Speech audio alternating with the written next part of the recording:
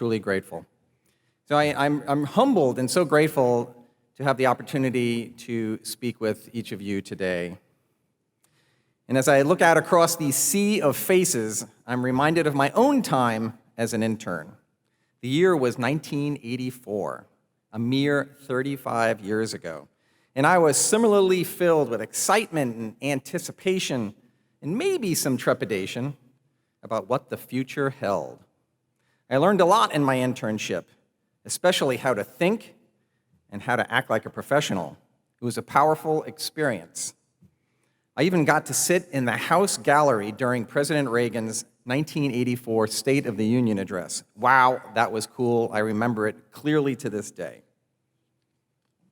But one thing I didn't learn was to pay really close attention to the people I was interning with. So, please take a moment and look at the people sitting around you. Literally, I want you to do that. Okay. Remember everyone's name and face because you may be interning with a future famous or infamous person. You see, when I was an intern, I worked in the office of then Representative Chuck Schumer, now New York's senior senator. My fellow intern in Congressman Schumer's office that semester was someone who went on to be a New York City councilman, then a member of Congress, then a famous photographer and tweeter. His name, Carlos Danger, also known as Congressman Anthony Weiner. So, it's true. Thankfully, he remained fully clothed whenever we were together. So pay attention. You never know who you're sitting next to or what they may become or do. All right. Well, the thing I like best about graduation is that they provide a few special moments to reflect on the experience, whether it be high school or college or grad school, or in today's case, an awesome internship program. Last fall and in the spring, as you were considering what to do this summer, you probably had options. Get a job, do an internship, maybe even write the great next novel. As you discussed it with your parents, I suspect they were in favor of options 1 and 2, but a little skeptical of the novel writing option. Can't imagine why. Parents are so hard to figure out sometimes, right, children? Okay. In everyone's minds, especially as you consider the difference between making money in a job versus paying money to do an internship, you are probably thinking, what's the trade-off? What's the takeaway? How will paying all this money for an internship benefit me now or in the future? Well, I can think of a few things. You'll develop your network. Learn how organizations actually run. Develop your own writing and analytical thinking. Learn how to dress, act, and speak in a professional manner. And maybe actually learn something about government, politics, or advocacy. These are all important outcomes that will have profound impacts on your personal and professional pursuits for the rest of your life. For example, I learned how to write and edit much better when I was an intern. My boss in Chuck Schumer's office was a total hard ass about writing. It has to be perfect, I can remember her saying over and over. Perfect? I thought, that's not even possible. Everything I handed back to her had so much red on it. When I got it back, I turned red with frustration. Hate is probably too strong a word, but I definitely had an intense reaction to her. But that toughness, that attention to detail, helped make me the talented writer that I am today. She instilled in me high standards that have guided me for the past 32 years as a DC professional.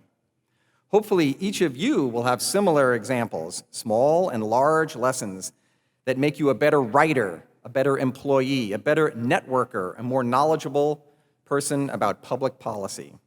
Those are all important things that will stay with you for a lifetime.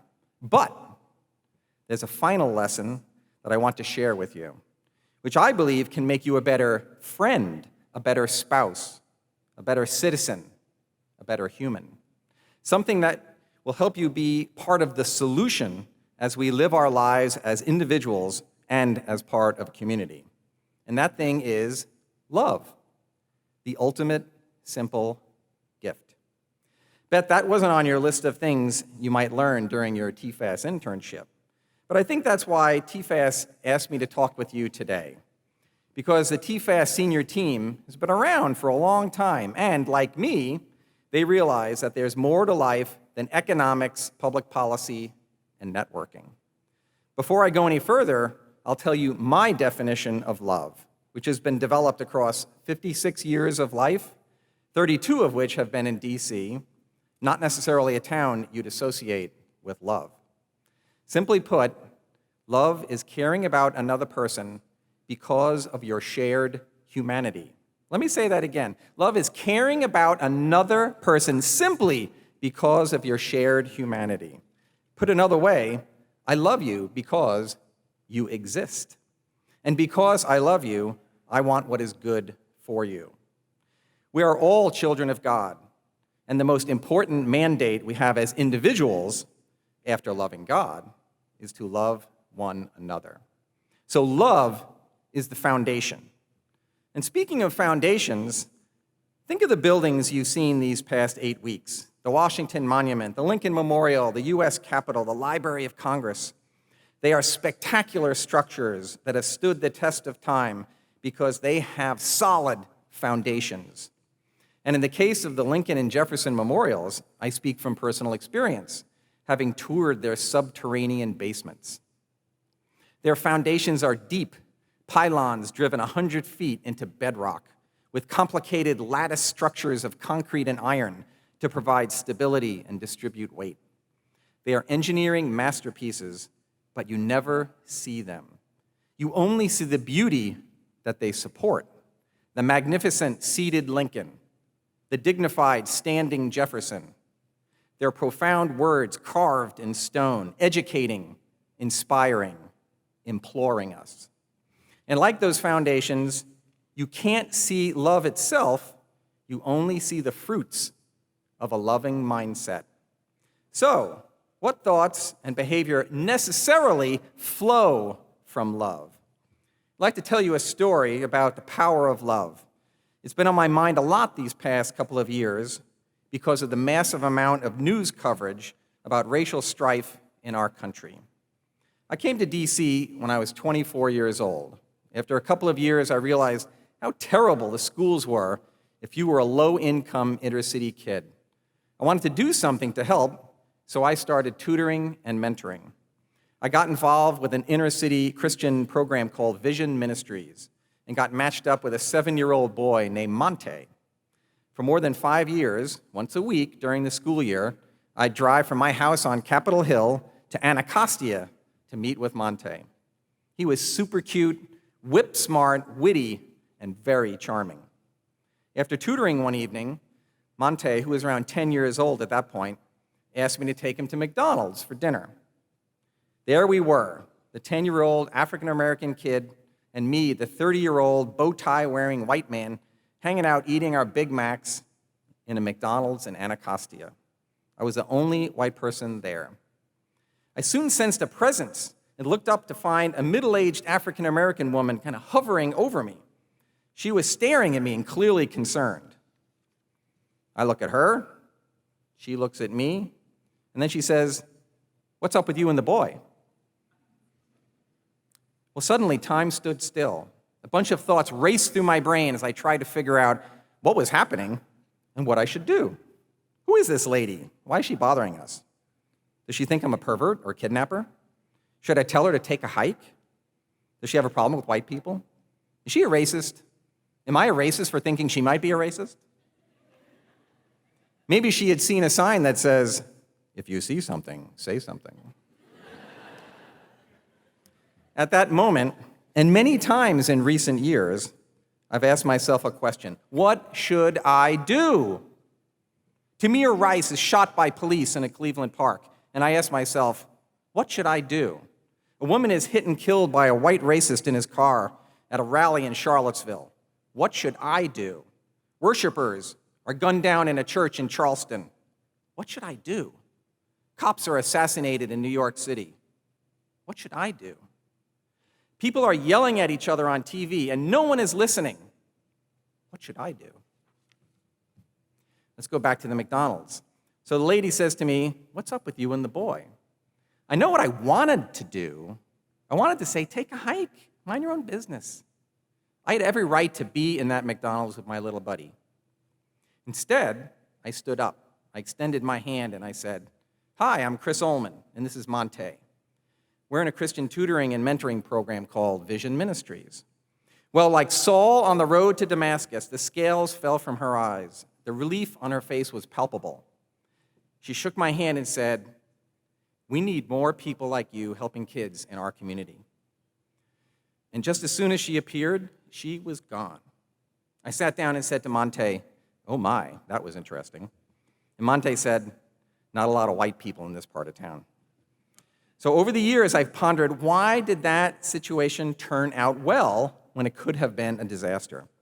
Well, I'm a PR guy, so I like to think in groups of three: love, benefit of the doubt, and de-escalation.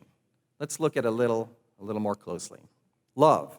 I was in that McDonald's in the first place because I love Monte, and I wanted to help him achieve all that he was capable of. My faith teaches me to love all of God's children, whether it's Monte, the woman who confronted me, or each of you. In the Gospel of Mark, it says, "Love your neighbor as yourself." And the great civil rights leader, Martin Luther King, who talked a lot about love, said, "Love is the only force that can transform an enemy into a friend." So love is the foundation. And just as the statues of Lincoln and Jefferson rest securely atop strong foundations, many things flow from a foundation of love, such as benefit of the doubt. If you truly love someone, even if you don't know them, you will give them the benefit of the doubt. Why should I assume the worst about that woman? How could I possibly know what's in her heart after a 5-second interaction? This is an especially important point and realization. I've had people over the years tell me the woman was clearly a racist because she targeted me because I was a white guy with a black kid in an all-black McDonald's. Simply put, I stood out, and not necessarily in a good way. My retort to these claims is that the outcome proves that she wasn't a racist. While it's reasonable to assume that she questioned me because I was white, her response, "We need more people like you helping kids in our community," clearly demonstrates that her concern was for the kid and not racial animus towards me. Simply put, if she were a racist, she wouldn't have cared what my response was, but she did. As a fellow human whom I had just met, she deserved the benefit of the doubt. In addition to benefit of the doubt flowing from a foundation of love, another positive outcome is de-escalation. When I was a kid growing up, my mother had a plaque hanging on the wall in our kitchen, and it said, "Great Spirit, grant that I might not judge my neighbor until I have walked a mile in his moccasins." And that message of empathy has seeped into my soul over the years and taught me the power of extending a hand rather than giving the finger. And I'll tell you, there are few things more powerful and de-escalating than an outstretched hand offered in friendship.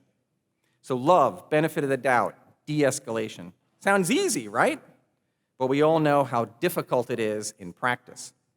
Just watch the nightly news or check out social media, and the problems, especially racial tension, seem so big, so sweeping, and so intractable that one benevolent action by one person couldn't possibly make a difference or move the needle.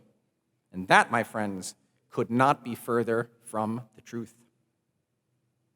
As Roger mentioned in his introduction, I am the 4-time international and national whistling champion. Yes, there is such a thing. So in the past 30 years, I've used that simple gift of whistling to touch people's hearts, like whistling in the Oval Office for President George W. Bush and serenading 525 people on their birthdays every year. In 2013, I did a TEDx talk on my whistling and afterwards wrote a book called Find Your Whistle, Simple Gifts Touch Hearts and Change Lives. That talk and the book capture many of my whistling stories, which are funny and crazy, while the thread that ties them all together is that everyone, including you, has a simple gift that can make the world a better place, one person at a time. And that one person at a time part is really important. I think we have a superhero-centric culture. We love our heroes, people in sports, the arts, politicians, you name it. Now, don't get me wrong, I have my heroes as well. Beethoven is at the top of the list. But there are simply not enough heroes out there to solve the world's problems. The problems are too big and too plentiful. What's needed is for us, the mere mortals, to find our gifts, develop them, and share them with the people we encounter day in and day out. Love, I believe, is the ultimate simple gift we can share with the people we interact with on a daily basis. Think about it.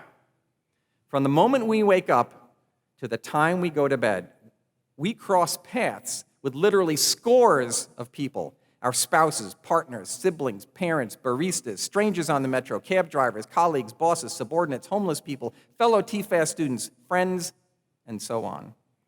What if we decided to share the simple gift of love with them, one person at a time, especially when people are different from us, or in a tricky race-related situation like the one in the McDonald's? If we love them, we would necessarily do any number of things. We would do more listening and less talking. We would ask more questions and make fewer statements. We would presume innocence. We would assume good motives. We would revel in the wonder and beauty of our shared humanity, but our differences as well. We would give people the benefit of the doubt. We would de-escalate tense situations. We would be nice. And perhaps most importantly, we would acknowledge our own imperfections, cut people a little slack, and hope they did the same for us. I'd like to give a tangible example of how this can work using a hot topic: Black Lives Matter. Say you're at an event at your school this coming fall, and there's a black woman wearing a Black Lives Matter t-shirt at a rally or just walking down the street. A white woman walks up to her and declares, well, white lives matter, blue lives matter, all lives matter. While all those statements are accurate, they miss the point. Imagine the black woman's t-shirt said, strawberry ice cream is yummy. I doubt many people would get in her face and declare that cookies and cream is yummy too. The point of thoughtful discourse is to share, to learn, and to solve problems, not score points. Making declarations and poking people in the eye can feel good at that moment, but it's a real conversation killer, inflaming feelings and emotions rather than de-escalating a tense situation. As a society, we need to get away from the poking and embrace the loving. So, I believe the best and proper response to the declaration that Black Lives Matter is, you're right. Black lives do matter. Full stop. Then a great follow-up could be, tell me your story. It's the equivalent of me extending my hand to the woman in the McDonald's. It de-escalates. It shifts the discussion from me to you. It's a simple gesture that says, I care about you as a person.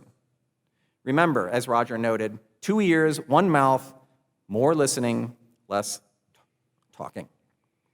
I hope all this talk about love and gifts and empowerment is getting you thinking about your own simple gifts. If you're not sure what it is, here's my 3-step method for discovering it. First, think small. Get away from the superhero-centric, change the world mentality. Next, do a survey of your skills, your interests, abilities, and see how they intersect with people over time. And ask people who know you what they think your gifts are. And finally, be courageous. Get out there. Share your whistle, your gift, with the person next to you. And if you're still skeptical of the power of the simple gift, here's a really sweet example. Recently, after I gave a talk about my book, a man came up to me and said he wanted to tell me what his whistle was. I was very excited to hear this. He travels a lot for work and often goes to conferences, which inevitably have evening receptions. At those receptions, he looks for the person, drink in hand, standing off to the side, not talking to anyone. his whistle. He goes up to those people and talks to them, makes them feel special and comfortable. It's so simple, but so powerful. He's not changing the world, but he's changing the world of that one person. Today is a special day. Your vision, your work, and your accomplishments, and the support of your families have brought you to this point. On behalf of the Fund for American Studies, I wish you much continued success. May these diplomas and congratulations and awards always remind you of the people, experiences, and lessons of your brief but powerful time in the nation's capital. Please know that we are rooting for you and that you will always be a part of the TFAS family and network. So in conclusion, some of you, probably the parents who are here, may remember David Letterman's late night show when he would feature stupid human tricks. I have an awesome stupid human trick. I can whistle with my mouth closed. And I will demonstrate it for you. First, we need a sip of water. This is graduate level whistling, okay?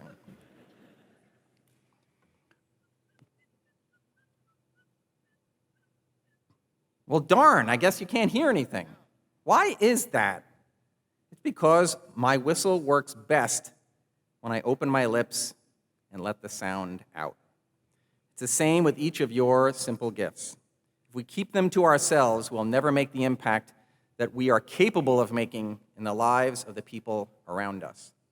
So, my friends, as you build a life that enables you to be your best and to achieve your dreams, please remember the power you have to make the world a better place, one person at a time. Now, go find your whistle, and while you're at it, love your neighbor. Thank you very much.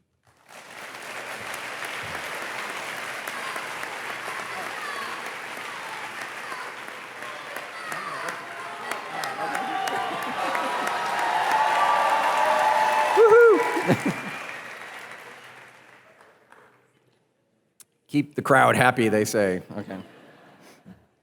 All right. Some of you may have heard this already, but I just love this song so much. It's Belle from Beauty and the Beast. All right.